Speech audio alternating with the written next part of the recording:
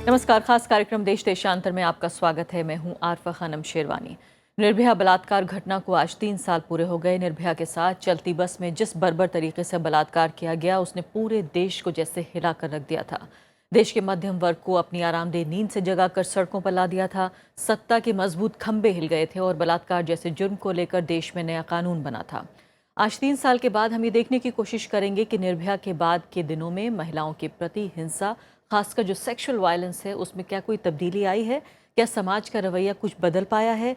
क्या हमारी न्याय व्यवस्था, हमारी पुलिस पहले से ज़्यादा संवेदनशील हो पाए हैं? और क्या दिल्ली की सड़कों पर और घरों में महिलाएं पहले से ज़्यादा सुरक्षित हो पाई हैं? अपने खास मेहमानों के जरिए इस मुद्दे पर हम चर्चा करेंगे। इसका जो सामाजिक जो पहलू है वो भी हम देखने की कोशिश करेंगे, कानूनी पहलू और सत्ता पक्ष को क्या करना है, सब कुछ जानने की कोशिश करेंगे। प्रिया हिंगुरानी मेरे साथ मौजूद हैं, सीनियर लॉयर हैं सुप्रीम कोर्ट में। मनीष छिब्बर हैं, सीनियर एडिटर हैं legal affairs the Indian express अखबार में। साथ ही मेरे साथ प्रोफेसर निशात कैसर हैं, हेड हैं department of sociology Jamia Millia Islamia से। और साथ ही एक और मेहमान जल्द मौजूद होंगी, शमीना शफीक, जो कि मेंबर रह चुकी हैं national commission for women.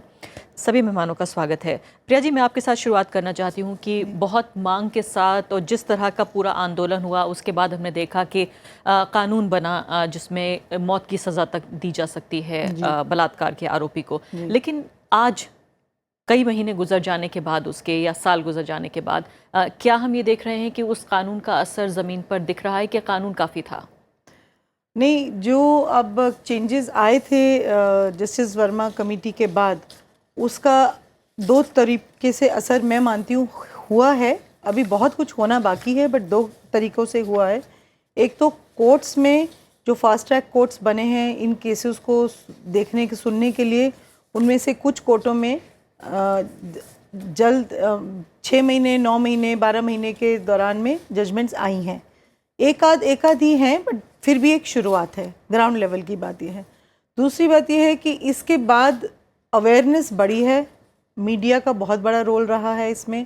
Awareness बढ़ाने के लिए घटनाएं जो पहले उभर के नहीं आती थी सामने, वो मीडिया में रिपोर्ट होने लगी हैं। पुलिस ने या सरकारों ने डिफरेंट किस्म के ऐप्स शुरू करे हैं और कोशिश करी है कि भी एक अवेलेबिलिटी हो हेल्प एट हैंड की।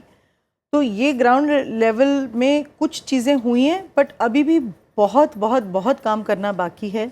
अभी भी जिस किस्म से हम रोज़ सुबह न्यूज़पेपर उठाते हैं और देखते हैं, तो उसमें रोज़ कोई ना कोई केसेस होते हैं और ज़्यादातर जुवेनाइल को लेके केसेस ज़्यादा रिपोर्ट हो रहे हैं अभी। और वो एक मुद्दा है जो बहुत ही संगीन है, और उस पर हम खुद निर्भया के पेरेंट्स की तरफ से हमने पिटीशन डाली थी सुप्रीम कोर्ट में और कोशिश करी थी समझाने की कि एक कानून के अंदर है कि जुवेनाइल को हम ट्रायल कोर्ट से जज के सामने ले जाके, जज की जिम्मेदारी होनी चाहिए कि वो डिसाइड करे कि ये कोर्ट में जाएगा केस ट्राई होने के लिए या जुवेनाइल बोर्ड में जाएगा। पर सुप्रीम कोर्ट ने हमारी बात नहीं सुनी और अनफॉर्चुनेटली आज फिर वही बातें फिर उठ रही हैं। और बात ये भी आ रही है कि 20 दिसंबर को जो है, जो जुवेनाइल एक आरोपी था जो अब 20 साल का हो चुका है, वो आज़ाद हो सकता है, रिहा हो सकता है। और साथ ही दिल्ली सरकार ने कहा है कि उसके रिहैबिलिटेशन के लिए, पुनर्वास के लिए मदद करेगी। उसको एक टेलरिंग की दुकान, एक दर्जी की दुकान खुलवाएगी। मनीष पर ये बताइए फिलहाल कि 2012 के बाद के दिनों की हम बात कर रहे हैं। इतना तो मानना पड़ेगा कि एक मील का पत्थर बन गया 16 दिसंबर 2012। और हम बात कर रहे हैं उससे पहले के भारत की और उससे बाद के भारत की, यानी कि पहले 2012 से पहले, 16 दिसंबर से पहले कैसा सलूक, कैसा रवैया महिलाओं के साथ था और अब कैसा है। 2013 का अगर हम जिक्र करें तो 9271 FIRs हुई जो कि महिलाओं के साथ सेक्सुअल वायलेंस से जुड़ी हुई थी, जिसमें 65 लोग जो हैं उनको कन्विक्शन उनका हो पाया। 2014 का अगर हम जिक्र करें तो 11,209 FIRs दर्ज हुई और 9 जो हैं वो कन्विक्ट हुए। लेकिन अभी अगर पिछले 8 महीने का जो रिकॉर्ड हम देख रहे हैं अगस्त तक का, उसमें 7,124 FIR दर्ज हुई हैं और एक जो है वो मामला सॉल्व हो पाया है। ये क्या कहता है हमारे पुलिस सिस्टम के बारे में, अदालती कार्रवाई के बारे में? देखिए, मेरा ये मानना है कि निर्भया केस जो एक नाम से हम उसको जानते हैं, उसके बाद जागरूकता तो बढ़ी है। अब ज़्यादा संख्या में लोग सामने आ रहे हैं, जो रेप हो रहे हैं उनके केसेस रिपोर्ट हो रहे हैं। लेकिन लॉ इन्फोर्समेंट एजेंसीज़ की मानसिकता में बदलाव आया है। लोगों की, जो आम नागरिक हैं, उनकी मानसिकता में बदलाव आया है, ये अभी देखने में टाइम लगेगा। अगर ये मैं आपसे सवाल पूछना चाहती थी और ये बहुत महत्वपूर्ण सवाल है कि क्या वाकई अब लोग ज़्यादा आ रहे हैं सामने अपना मामला दर्ज कराने के लिए? क्या वो स्टिग्मा, वो टैबू जो है वो टूटा है? प्रोफेसर निशात कैसर शायद हमारी ज़्यादा मदद कर पाएंगे समझने में। प्रोफेसर साहब ये बताइए फिलहाल कि हम ये जानने की कोशिश कर रहे हैं कि 16 दिसंबर 2012 के बाद के भारत में क्या वाकई जो एक टैबू और स्टिग्मा था बलात्कार को लेकर कि वही ज़्यादा आरोपी मान लिया जाता था जो शिकार था, उसी को आत्महत्या करने की या अपने को घर के अंदर छिपाने की जरूरत पड़ती थी। क्या आपको लगता है कि कहीं ना कहीं इस मानसिकता में, इस जहनियत में कोई फर्क आया है? मेरे ख्याल से अभी तो ऐसी कोई तब्दीली बज़ाहिर नज़र नहीं आ रही है, और इस सिलसिले में दो तीन बातें बहुत ही अहम हैं। मिसाल के तौर पर ये जो रेप का मामला है या ख़वातीन के साथ, औरतों के साथ जो सेक्सुअल असॉल्ट का जो सवाल है, उसको किस तरह से हम देखें और समाजी सतह पर उसके असरात कैसे पड़ते हैं, उस देखना पड़ेगा।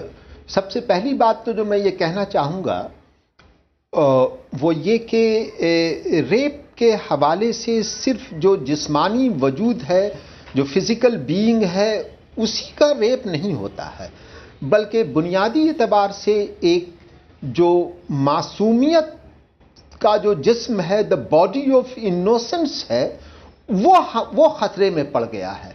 अगर इस पस मंज़र में हम इस चीज़ को देखेंगे तो हम देखेंगे कि अभी ऐसी कोई सूरत हाल पैदा नहीं हुई है जिससे जो विक्टिम को ब्लेम करने का जो नज़रिया था और सेक्सुअलाइज्ड वायलेंस को, मेल सेक्सुअलाइज्ड वायलेंस को नॉर्मल बनाने का जो रवैया था, उसमें अभी कोई बुनियादी तब्दीली पैदा नहीं हुई है। जी हाँ, प्रोफेसर निशात कैसर, एक बहुत अजीब बात यह है कि हमने कानून बनाने के लिए, सख्त से सख्त कानून बनाने के लिए काफ़ी लड़ाई की। हम लोग सड़कों पे आए, उसमें तमाम वो लोग मौजूद थे जो कि ह्यूमन राइट्स की लड़ाई लड़ते हैं, जो औरतों के अधिकारों की लड़ाई लड़ते हैं। लेकिन बहुत ही दिल तोड़ने वाला डेटा ये है कि ज़्यादातर जो रेप्स होते हैं वो घर की चार दीवारी के अंदर होते हैं, यानी कि सड़क पर आने की ज़रूरत नहीं है एक औरत को असॉल्ट होने के लिए। सिर्फ 3.5% जो है वो रेप के मामले हैं जो कि स्ट्रेंजर्स के जरिए, वो लोग जो अनजान होते हैं औरतों के लिए, उनके जरिए होते हैं। तो क्या हम ये कह रहे हैं कि हमें दरअसल ये लड़ाई घर के बाहर नहीं बल्कि घर के अंदर लड़नी है?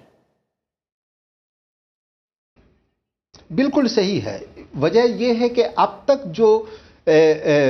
जो समाज में समाजी तब्दीली के हवाले से बात होती रही है, उसमें दो डोमिनेंट पैराडाइम है, एक तो स्टेट का और एक सोसाइटी का। और आम तौर से ये उम्मीद की जाती है कि रियासत यानी स्टेट जो है समाज के अंदर समाजी तब्दीली पैदा लाएगी कवानीन बनाकर। लेकिन हम देखते हैं कि बहुत सारे कवानीन बने हैं, लेकिन उसके असरात समाज पर उस तरह से नहीं हुए हैं जैसे कि होने की उम्मीद थी। और दूसरा नज़रिया पैराडाइम यह है कि सोसाइटी अपनी तरफ से पहल करे और समाज को बदले। जाहिर है कि सोसाइटी के पहल पे ही कवानीन बनते हैं और स्टेट लेजिस्लेशन करता है ताकि वो समाज में तब्दीली पैदा हो, और दोनों एक दूसरे से जुड़े हुए हैं। और इसलिए मैं महज रियासत को, स्टेट को या इंतज़ामिया को, ब्यूरोक्रेसी को, लॉ एंड ऑर्डर की जो एजेंसीज हैं उन पे ही तवज्जो देना नहीं चाहूँगा, बल्कि मैं चाहूँगा कि समाज के अंदर भी ऐसी इस्लाही रिफॉर्म मूवमेंट पैदा हो जिसके वजह से वो रियासत की जो एजेंसीज हैं, स्टेट एजेंसीज हैं, उन पर दबाव डाल सकें। बिना समाज को सामने रखे हुए हम सिर्फ स्टेट एजेंसीज के भरोसे पे इसको नहीं चल सकते हैं। ये एक बिल्कुल तयशुदा बात है। इसीलिए मैंने जो है बॉडी ऑफ इनोसेंस की बात कही थी कि आप किस पे भरोसा करें। भरोसे का खात्मा जाहिर है कि वो स्टेट आपके अंदर जो पैदा नहीं कर सकता है, बल्कि हमारे अंदर खुद ऐसी तहरीक, ऐसी मूवमेंट की ज़रूरत है ताकि वो हमारे अंदर जो है ऐसे भरोसे को पैदा करे ताकि आदमी दूसरे आदमी पर भरोसा कर सके, औरत आदमी पे भरोसा कर सके। उस भरोसे का खात्मा जो है ये एक बहुत ही खतरनाक इलामत है। जी, काफ़ी अहम बातें कह रहे हैं। प्रिया हिंगुरानी, ये बताइए कि आप ऐसी बहुत सारी लड़कियों से मिलती होंगी, उनके परिवारों से जो कि शिकार रही हैं हिंसा का, बलात्कार का। की शिकार रही हैं। क्या आपको वाकई ये लगता है, इसमें हम बात तो ये कर रहे हैं कि जो हमारी पॉलिटिकल लीडरशिप है, जो राजनीतिक नेतृत्व है, उसका क्या रोल है, जो हमारे जस्टिस सिस्टम है उसका क्या रोल है, पुलिस जिसमें शामिल है उसका रोल, फिर समाज की बात आ रही है। मैं आपसे ये जानना चाहती हूँ कि क्या जिस तरह से निशात कैसर साहब तो ये कह रहे हैं कि बहुत ज़्यादा सोसाइटल चेंज की वो बात नहीं कर रहे हैं, बहुत ज़्यादा तब्दीली नहीं आई है, शायद हो सकता है समाज के लिए 2 साल या 3 साल जो है वो कम वक्त हो, लेकिन क्या हमारा जो सिस्टम है जो न्याय देता है हमें, क्या वो सेंसिटिव हो पाया है? क्या पुलिस अदालतें अब महिलाओं के प्रति जो हिंसा है उसको लेकर ज़्यादा सेंसिटिव हैं? देखिए, अदालतें और पुलिस दोनों सेंसिटिव हुई हैं कुछ हद तक। बहुत विगरस ट्रेनिंग होती है हमारे जुडिशल ऑफिसर्स की भी, और जाहिर है पुलिस एकेडमी पुलिस की भी करती है, बट वो मुद्दा नहीं है। सेंसिटिविटी और सेंसिटाइजेशन तो एक मुद्दा है जो थ्योरेटिकल है। जो प्रैक्टिकल प्रॉब्लम्स जो हमारी हैं, जो सबसे बड़ी प्रॉब्लम है हमारी इन्वेस्टिगेटिव एजेंसी की है कि इन्वेस्टिगेटिव एजेंसी में वो जो स्किल्स होनी चाहिए, जो उनके पास टाइम होना चाहिए, जो अवेलेबिलिटी होनी चाहिए इन्वेस्टिगेटिव ऑफिसर्स की, वो नहीं है। प्रिया जी, मैं इसलिए भी कह रही हूँ क्योंकि जो फैमिलीज आगे बढ़ती हैं और वो मामला दर्ज करती हैं, उनका खुद की इतनी प्रताड़ना हो जाती है, उनका खुद का हैरेसमेंट इतना होता है कि शायद कोई सोचता नहीं है वापस आगे बढ़ के बात करने के लिए। इसलिए भी मैं ये कहने की कोशिश कर रही हूँ कि क्योंकि वही समाज से आए हुए पुलिस ऑफिसर हैं, उसी समाज से आए हुए अदालतों में बैठे लोग हैं। बिल्कुल नहीं, पुलिस देखिए अब पिछले निर्भया के केस के बाद इतना तो हो गया है कि भाई अगर किसी के घर में होता है, अभी 4 दिन पहले ही था, एक ही पेज पे न्यूज़पेपर के 4 स्टोरीज थी, जिसमें एक में कहा था कि स्टेप फादर ने अपनी 14 साल की लड़की स्टेप डॉटर को इतने महीनों से रेप कर रहे थे। तो जैसे ही उन्होंने अपनी मदर को बताया, मदर ही खुद गई पुलिस स्टेशन और उन्होंने केस दर्ज कराया। एक अंकल का उसी दिन का केस था, वो कर रहे थे, तो उसकी माँ ने, जो बहन ब्रदर था, उसके जाके एकदम पुलिस में कराया, और एकदम पुलिस ने, और पुलिस को आदेश है, सुप्रीम कोर्ट की जजमेंट है, डायरेक्शंस हैं कि चाहे किसी भी स्टेशन का हो, 0 FIR करके उसको रजिस्टर करना है। तो FIRs तो रजिस्टर हो रही हैं, registration is not enough. Registration के बाद अरेस्ट होता है, उसके बाद जो प्रॉब्लम उन लोगों को बार बार कोर्ट में आती है वो डिले की वजह से आती है प्रॉब्लम। इन्वेस्टिगेटिव एजेंसीज अपना काम प्रॉपरली नहीं करती हैं, उसकी वजह से आती हैं। अब पुलिस फोर्स में स्टाफ कम है, उनका कहना है, उनकी कहानी सुनो तो कहते हैं स्टाफ कम है। भाई वही पुलिस पेट्रोलिंग भी करती है और वही पुलिस इन्वेस्टिगेशन भी करती है, तो वो पुलिस में, उनके कैडर में, हमारा ये कहना है। और पुलिस रिफॉर्म्स के लिए तो कब से सुप्रीम कोर्ट कह रही है, they have pass judgement after judgement saying कि पुलिस रिफॉर्म्स लाइए। पुलिस रिफॉर्म्स नहीं हो रहे हैं, और वो नहीं हो रहे हैं बिकॉज ऑफ पॉलिटिकल विल। वहाँ मैं सरकारों को दोष देती हूँ कि सरकार, political will and funds is something the governments have to give.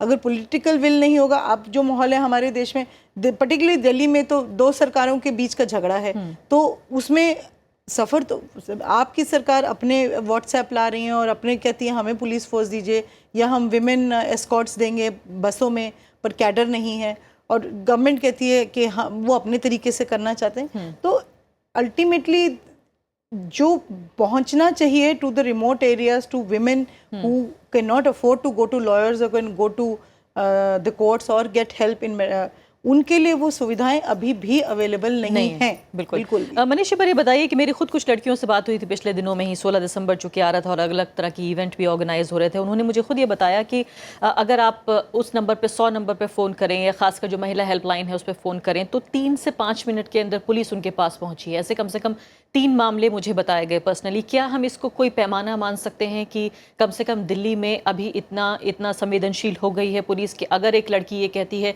कि वो मुश्किल में है तो फ़ौरन जो है वो वहाँ पुलिस पहुँचती है? क्या इसको पैमाना मान सकते हैं इन 3-4 मामलों को हम कि ऐसा ही होगा? देखिए, ये बिल्कुल ठीक है। मैंने आपको पहले ही कहा कि कुछ सोच में फ़र्क आया है, कुछ जो रिएक्शन है, वेरियस एजेंसीज़ का, पुलिस का हो गया, जुडिशरी का हो गया, उसमें वो थोड़ा रिएक्शन टाइम कम हो गया है। अब जैसे जजमेंट्स भी कोर्ट थोड़ा जल्दी में दे रही है, लेकिन मैं इस बात से मुतफिक नहीं हूँ कि क्योंकि दिल्ली, ये ठीक है, दिल्ली इस देश का सबसे बड़ा सेंटर है, इसलिए सब चीज़ें हम दिल्ली की नज़र से देखते हैं, लेकिन दिल्ली के बाहर भी देश है और बहुत बड़ा देश है। अब प्रॉब्लम ये है, पंजाब में पिछले साल एक पुलिस के ASI की बेटी को किसी ने तंग किया, वो पुलिस वाला वर्दी में जाके अपनी बेटी को बचाने के लिए गया और उसको गोली मार दी। लोगों ने पीट पीट के मार दिया, गुंडों ने। अब उसमें क्या हुआ, कोई अरेस्ट, ये लोग सड़कों पे उतरे, फाइनली जाके अरेस्ट हुई, मुझे पता नहीं है। उसके बाद मैंने उस केस के बारे में कभी सुना भी नहीं कि क्या हुआ। अब मेरा सिर्फ ये मानना है कि हम हर चीज़ को दिल्ली की नज़र से ना देखें। दिल्ली में आपने अनाउंस कर दिया, गवर्नमेंट ने अनाउंस कर दिया हम हर बस में एक मार्शल बिठाएंगे।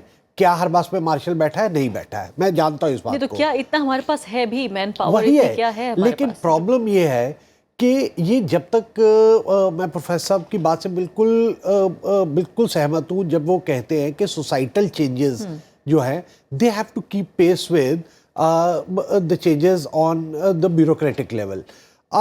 मैं कहता हूँ हर एक आदमी के साथ एक पुलिस वाला भी खड़ा कर देंगे, तब भी नहीं हो सकता। तब भी नहीं हो सकता। पूरा देश एक जेल में तब्दील नहीं किया जा सकता। मैंने कुछ समय पहले पढ़ा कि एक फॉरेन के अखबार में और किसी कंट्री में ये बहस छिड़ी कि Delhi is the rape capital of the world. तो ऐसे जिज्ञासा हुई, मैंने जाके स्टडी किया कि वाकई में क्या दिल्ली रेप कैपिटल है। यूएस में जिसकी पॉपुलेशन हमसे ऑलमोस्ट 1/4 है, वहां के रेप्स हमारी पूरे इंडिया की रेप से डबल से ज्यादा है। तो rape capital India, rape capital तो यूएस है। और ये भी नहीं है कि यूएस में लोगों में, हमारे यहाँ तो हम ये भी कह सकते हैं जी पढ़ाई लिखाई में थोड़ा कमजोरी है, एजुकेशन लेवल स्तर उतना नहीं है। यूएस में तो वो भी नहीं है, लोग पढ़ रहे हैं। और इतनी जागरूकता के बाद भी अगर वहाँ हो रहा है तो सोसाइटी में प्रॉब्लम हर जगह है। बिल्कुल। हमें एज अ सिटीजन ये बात माननी पड़ेगी, ये लेके चलना पड़ेगा कि अगर रेप हुआ है तो नंबर 1 उसमें जो रेप विक्टिम है उसकी गलती नहीं है, गलती जिसने रेप किया है उसकी है। एक हम जो विक्टिम को एक नीचे निगाह से देखते हैं, हम सोचते हैं कि इससे गलती हुई है, इसको छोड़ के अगर हम उस रेप जो एक्यूज्ड है या जिसने रेप जो कन्विक्ट हुआ है फाइनली, उस पे अगर हम वैसी नजर रखें। और आप बहुत अहम बात कह रहे हैं, क्योंकि इंडियन एक्सप्रेस अखबार में ही मैंने पिछले हफ्ते ही खबर पढ़ी है कि एक टीनेजर लड़की है, शायद 12-13 साल की है, और वो प्रेगनेंसी के बाद, रेप के बाद प्रेगनेंसी और फिर बच्चा डिलीवर होने के बाद गाँव से बाहर उसको निकाल दिया है गाँव वालों ने कि उस लड़की का दोष है और उसके साथ ये सब हुआ है कि वो अकेली लकड़ी लेने क्यों गई थी, बाकी लड़कियों के साथ तो ऐसा नहीं होता, हमारी लड़कियां तो बिल्कुल सुरक्षित हैं, हमने अपनी लड़कियों की जल्दी शादियां कर दी हैं। तो ये तमाम तरह की चीज़ें हैं जो कहीं ना कहीं उन्हीं कुंठाओं के दायरे में वापस लड़की को भेज रही हैं। निशात कसर साहब, ये बताइए फिलहाल कि जिन सोशल रिलेशंस का आप जिक्र कर रहे थे, इसके तहत बात ये भी कही जाती है, जिस तरह से खुद मनीष शिब्बर कह रहे हैं कि इसको कहीं ना कहीं आधुनिकता से लेकर मॉडर्निटी, शिक्षा, तमाम तरह की चीज़ों से जोड़कर देखा जाता है। या औरतें घर की चार दीवारी में रहती हैं, फिर बाहर निकलती हैं तो शायद बाकी लोगों को, जो कम निकलती हैं औरतें, तो परेशानी होती है। लेकिन अमेरिका का जो एग्जाम्पल दे रहे हैं, ये बहुत स्ट्रॉन्ग एविडेंस है हमारे सामने कि शायद मॉडर्निटी, एजुकेशन, ये तमाम चीज़ें मिलाकर भी जो महिलाओं के प्रति हिंसा है उसको नहीं रोक पा रही है। बल्कि एक स्कूल ऑफ थॉट तो ये भी है कि शायद मॉडर्निटी के कुछ पहलू भी इसके लिए जिम्मेदार हैं कि महिलाओं के साथ ज़्यादा हिंसा हो रही है। जी, ये बात कुछ हद तक बिल्कुल सही है। इस सिलसिले में मैं 2 बातें अर्ज कर दूं। नंबर 1 तो हमारा जो ये मॉडर्न पोस्ट कॉलोनियल स्टेट है हिंदुस्तान का, या पोस्ट कॉलोनियल समाज है, वो एक बहुत ही गहरे बहरानी कैफियत से, यानी क्राइसिस के पीरियड से गुजर रहा है, और लोग किसी न किसी मंजिल की तलाश में हैं, और वो मंजिल दिखाई नहीं पड़ रही है। और ये इसी प्रोसेस में औरत का जिस्म एक ऐसा मैदान बन गया है जहां लोग इस बहरानी कैफियत में, इस क्राइसिस की कैफियत में उम्मीद और नाउमीदी की जंग लड़ रहे हैं। उस मंजिल की तलाश जो है औरत के जिस्म के मैदान से होकर गुजर रहा है। ये एक बहुत ही अहम सवाल है, और यहीं पर यह सवाल स्टेट और रियासत का उठ करके सामने आता है कि वहां पर स्टेट क्या रोल प्ले करे। ये एक बहुत ही अजीब सी बात है कि स्टेट जो एक हार्बिंगर है, जो समाजी तब्दीली को लाने वाला इदारा समझा जाता है, वो ऐसे समाजी अनासिर के साथ, एलिमेंट्स के साथ जुड़ा हुआ है, उनको सपोर्ट करता है, इनकरेज करता है, जो रेप जैसे या औरतों पे मजालिम जैसे मामलात को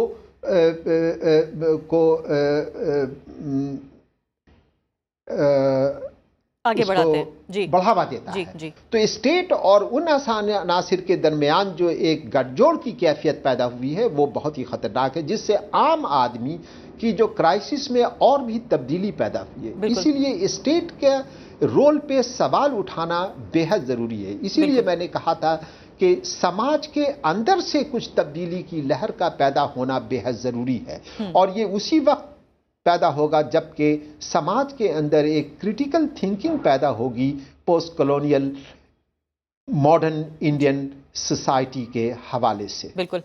शमीना शफीक भी इस वक्त हमारे साथ मौजूद है, हालांकि उसको स्टूडियो आना था लेकिन शायद ट्रैफिक में फंसी हुई हैं। शमीना जी, ये बताइए, फिलहाल की बार बार बात ये हो रही है कि वापस समाज के ऊपर बात जा रही है कि तमाम लोग, चाहे वो पॉलिटिशियंस हों या फिर पुलिस में बैठे लोग हों या फिर अदालतों में बैठे लोग हों या पत्रकार हों जो इन पर रिपोर्टिंग कर रहे हैं, वो उसी एक समाज का हिस्सा है जिसको बदलना है, क्योंकि 90% से ज़्यादा, बल्कि 95% से ज़्यादा जो रेप हैं वो घर की चार दीवारी के अंदर हो रहे हैं। आप किस तरह से समझती हैं, विमेंस कमीशन का आप हिस्सा रही हैं, किस तरह से आपने इन मुद्दों को हैंडल किया और किस तरह से आप ये समझती हैं कि जो सामाजिक बदलाव आने हैं, जो सोशल चेंजेस आने हैं, कौन आखिर उनको लेकर आएगा? ये बहुत सही बात है कि ज्यादातर जो हिंसा की घटनाएं होती हैं वो घर की चार दीवारी के भीतर हो रही हैं महिलाओं के साथ, चाहे वो बलात्कार हो, चाहे वो घरेलू हिंसा हो या कोई जानने वाला कहीं ना कहीं इन्वॉल्व होता है। मगर सवाल ये उठता है कि सारा दारोमदार अगर समाज पर डाल दिया जाए कि नहीं साहब ये समाज में हो रहा है तो लिहाजा सामाजिक तरीके से इसका हल ढूंढा जाए, तो मुझे लगता है ये बिल्कुल बेबुनियाद बात है। और ठीक है, समाज को बदलना पड़ेगा, मगर क्या हम बैठकर 20 साल और इंतजार करेंगे कि समाज जब तक नहीं बदलता तब तक ऐसी और निर्भया जो है वो हर साल बलि होती रहे समाज के मानसिकता का, या जो सरकारें हैं वो उठकर कुछ ठोस कदम उठाएंगी? सवाल ये है कि राज्य सरकारें केंद्र सरकार पर पूरा दारोमदार डाल देती हैं। केंद्र सरकार कहती है कि नहीं साहब ये पूरा का पूरा जिम्मेदारी जो है वो सामाजिक जो मानसिकता है उसको बदलने से ठीक होगी, तो ये तो कोई तरीका नहीं होता है। मीडिया इतना स्ट्रॉन्ग माध्यम है, दिल्ली रेप कैपिटल पूरे देश दुनिया में जाना जाने लगा, क्यों? क्योंकि मीडिया बहुत स्ट्रॉन्ग है। जिस तरह के नोशन बढ़ते गए उस तरह के नोशन समाज में आगे आए और लोगों को पता चला।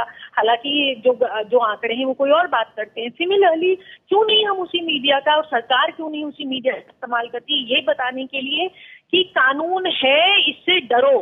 प्रॉब्लम है कि हिंदुस्तान में अगर निर्भया के जाने के बाद जो 2013 में अमेंडमेंट्स हुए, आप अगर देखें उनको, तो सारे अमेंडमेंट्स जो है वो ये कह रहे हैं कि साहब अगर क्राइम हो जाएगा तो हम ये कानून लागू कर देंगे।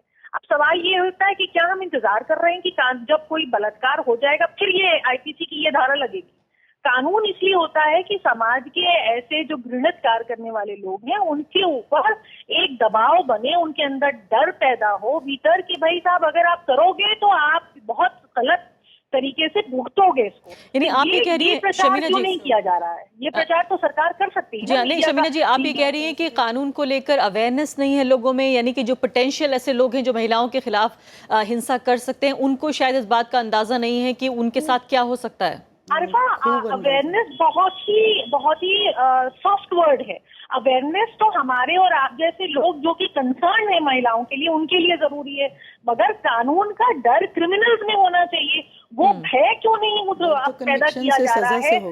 गाँव नुक्कड़ ये भय क्यों नहीं पैदा किया जा रहा है कि महिलाओं के ऊपर अगर आप हिंसा करेंगे तो आपके लिए कानून बैठा है शिकंजा कसने के लिए? वो काम तो हम कर नहीं रहे। लेकिन शमीना जी, सवाल यहाँ पर ये भी उठ रहा है हो जाएगा तो कि बाकायदा एक आयोग है, एक बॉडी है जो सालों से हमारे सामने है। क्या आपको लगता है कि कोई कंट्रीब्यूशन विमेंस कमीशन का रहा है इस मामले में, जो सिर्फ औरतों की भलाई के लिए ही, महिलाओं की भलाई के लिए ही बनाया गया है? मीटिंग्स इन्होंने करी हैं। देखिए, मैं आपको बताऊं, अनफॉर्चुनेटली कमीशन की अगर आप बात कर रही हैं वो उसका दायरा एक रिकमेंडेटरी बॉडी तक सीमित हो जाता है। अब रिकमेंडेशंस कहाँ जाती हैं? पार्लियामेंट में जाती हैं। अब उनके ऊपर काम करने की किसको जरूरत है? जाहिर सी बात है जो वहाँ बैठे हैं पार्लियामेंट में उनको जरूरत है, जो डिपार्टमेंट है, मिनिस्ट्रीज है, उनको जरूरत है, मगर उनके तो कानों पे वो तो नी जर्क रिएक्शन होता है। कोई एक अनफॉर्चुनेट निर्भया फिर अपनी बलि देगी, फिर सारे लोग बैठेंगे और सोचेंगे कुछ कर लेते हैं। तो ये कर लेने वाली जो मानसिकता है ना सरकारों की, इसको बदलना पड़ेगा। ये एक इमरजेंसी सिचुएशन है, हमें इंतजार नहीं करना चाहिए कि और बच्चियों की बलि चढ़े। दिल्ली में चढ़ेगी तो मीडिया हल्ला मत। जी, आप जवाब देना चाह रही हैं इस बात? शमीना गाँव में जाकर बलि चढ़ती तो उसका हल्ला भी नहीं उठता। वो जवाब देना चाह रही हैं? शमीना जी, मैं आपसे एक सवाल करना चाह रही हूँ और ये सुझाव है। नेशनल कमीशन को एक ग्रांट दी जाती है, फंड दिए जाते हैं, सारे मेंबर्स देश भर में ट्रैवल करते हैं ये अवेयरनेस क्रिएट करने के लिए, तो मैंने तो नहीं सुना कि कहीं नुक्कड़ मीटिंग या ये अवेयरनेस विग्रस तरीके से अवेयरनेस नेशनल कमीशन ने जाके गाँव और मोहल्लों में और पंचायतों में करी हो। बात अवेयरनेस तो एक पार्ट है इस सब समस्या का, और इसीलिए हमें बेसिकली कन्विक्शन। जी बोलिए शमीना जी। हाँ, देखिए, अगर आप राष्ट्रीय महिला आयोग की वेबसाइट को विजिट करेंगे, हमारे यहाँ बाकायदा फंड्स हैं जो लीगल अवेयरनेस प्रोग्राम्स के लिए, और वो legal awareness programme Delhi, Bombay जैसे बड़े शहरों से बाहर निकलकर छोटे छोटे गाँव में, दूर दराजों में हुए।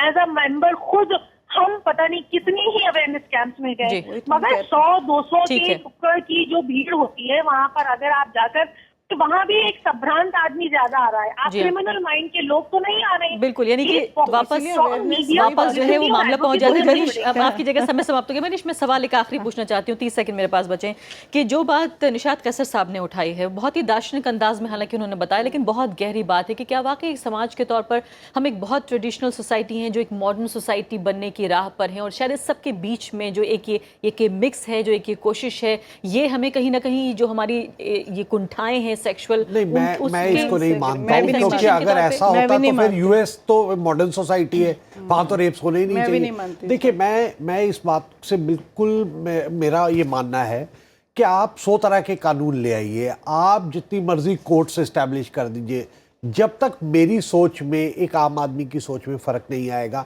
जब तक हमें ये नहीं लगेगा कि इसका अब मौत की सजा है अगर आप किसी का मर्डर करते हैं, लेकिन मर्डर खत्म तो नहीं हुआ ना। तो इसी तरह से किसी ने एक सुझाव दिया था कि बचपन से आप एक बच्चे को, एक औरत की इज्जत करना सिखाइए, उसे ये लग रहा, अब गाय को तो हम माता का दर्जा देने को तैयार हैं, एक औरत को बहन क्यों नहीं मान सकते हैं?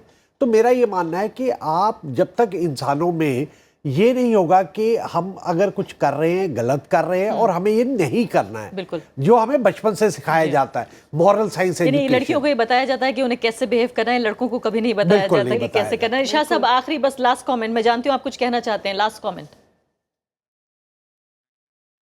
नहीं, मैं सिर्फ यही कहना चाहता हूँ कि ठीक है, ये बातें बहुत अच्छी हैं और हमें स्टेट पे, गवर्नमेंट पे, हुकूमत पे लगातार दबाव बनाने की ज़रूरत पड़ेगी, और उसके लिए समाज में एक तीसरी कुव्वत, तीसरी फोर्स की ज़रूरत है जो क्रिटिकल थिंकिंग के हवाले से रियासत पर, हुकूमत पर लगातार दबाव बनाते रहे, और साथ साथ हमारे समाज में मौजूद उन एलिमेंट पर भी दबाव बनाए जो औरतों के जिस्म को एक मैदान बना रखा है, अपनी सियासत करने का एक जरिया बना रखा। जी, बहुत बहुत शुक्रिया सभी मेहमानों का। तो साफ तौर पर 3 साल के बाद ऐसा नहीं है कि बहुत कोई कॉन्क्रीट, बहुत ऐसी पुख्ता बात हम अपने दर्शकों के सामने रख सकें कि इन 3 सालों में ये पूरा जो आंदोलन चला इससे ये बदल गया या वो बदल गया, लेकिन ज़ाहिर तौर पर जाहिर है ये एक ऐसी मुहिम है जो लगातार चलती रहेगी और इसके साथ हमें आगे बढ़ते रहना है। इसी के साथ अभी के लिए इतना ही, नमस्कार।